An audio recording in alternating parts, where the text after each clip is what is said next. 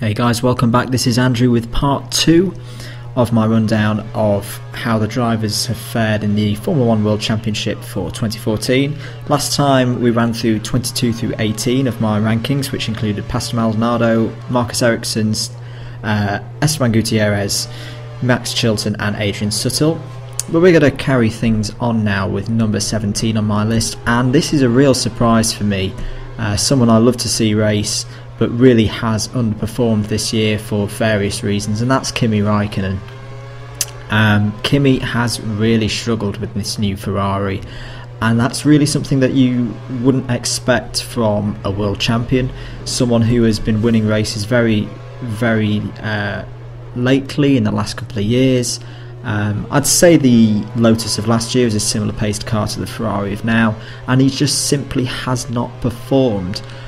His average finishing position is down around about 9th place now, which is way off where he was last year. The number of points he's scoring, a lot less. How he's performing against his teammate, granted Alonso is a stronger teammate than Grosjean, but still he really is struggling with this new car. Is he uninspired to drive it? We've seen it before. We saw it in 2009 when those new cars came in with those new rules, and Kimi just did not like how they drove, and that led to his divorce with F1, if I think's a good word for it, and when he went off to play rally driver for a bit. I do think Kimi can turn it around. He's done so before. We've seen him go through a few races and then come back alive. It's Spa next. Spa is a track he's gone very well at in the past, and this could be the weekend where we see the old Kimi back. I hope we do see the old Kimi back, because I think F1 is a duller place without him, but he definitely does need to step up. Coming in at number 16 on my list is someone who's probably had the quietest year of any driver on the grid so far, in my opinion, and that's quite surprising considering who it is. It's Kamui Kobayashi. So back in F1 this year, albeit in probably the worst car performance-wise that he's ever driven, but I think Kobayashi's had a solid, as I say, really solid year, if unspectacular, apart from the first lap of Melbourne, which granted was not his fault. That was a car failure on that caused that crash with Massa. For me, when I was doing my comparisons, I compared him to Pick last year as the driver with more experience against a rookie, and I would say that Kobayashi has done better than Pick last year, and that K2M are justified in their choice of putting him in that car. I don't really think there's much to say about Kobayashi. It would be great to see him score some points and get a strong result. Obviously he's not going to get, say, to the same stature that he got at Sauber. I think when he got a podium one time, was it at Suzuka itself he got a podium? My memory of recent F1 history is actually more fuzzy than, say, the mid-90s. It's the way my brain works. But yeah, I'd say Kobayashi's had a strong but unspectacular year. He's performed better than his teammates as expected, and he maybe needs to show a little bit more spectacular finishing and spectacular results to get him a bit further up the grid, but I think he's doing an alright job at K2M at the minute. At number 15 on my list is someone who admittedly on my behalf has got a bit screwed over by my point system and how I've done this little study, which involved looking at last year's results for a driver and comparing them like for like and doing some scoring with it, which of course Romain Grosjean really struggles on, because the Lotus of 2014 is so much worse a car in terms of where it is on the grid than 2013. That aside, I think Grosjean has driven really well this year. He's managed to get that Lotus, as disappointing as it is, into 2 solid points finishes, and one of them around Monaco. Who would have thought? I was in doing this study, I actually watched the official DVD review of 2013 and was reminded of the shocker that Grosjean had in 2013 around Monaco. Who would have thought 12 months on that Romain would have, one, calmed down so much as a driver in terms of his racecraft, and two, emerge as this team leader for Lotus at the moment, because Pastor Maldonado's definitely not doing it. Pastor Maldonado's forgetting how to use his steering wheel like he did at Shanghai.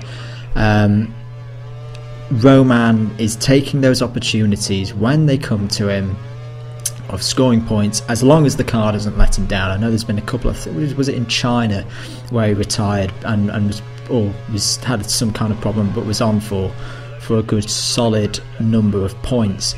So I've been impressed with Grosjean. He's almost having a similar season to how Button used to have when he drove those utter dogs that Honda made in 2007-2008, and I think it could stand Grosjean in really good stead in the future should he get into a pressured situation championship wise. On to number 14 in my list. We're probably getting into the midfield now, and someone who has surprised a lot of people but in a way hasn't surprised me, and it's Toro Rosso's Russian debutant Daniil Kvyat. Sorry if I've said his name wrong. It's half a season and I still don't know what on earth you're meant to do with those letters. This time, I think it was around this time last year when Daniil was announced as the new driver for Toro Rosso. No, sorry, it was a bit later in the year. But the amount of vitriol that came out against him, for me, was really uncalled for. And I think he's shown up a lot of people this year who I think, because they were kind of sticking him in the same category as Sergei Sirotkin, who is average at best.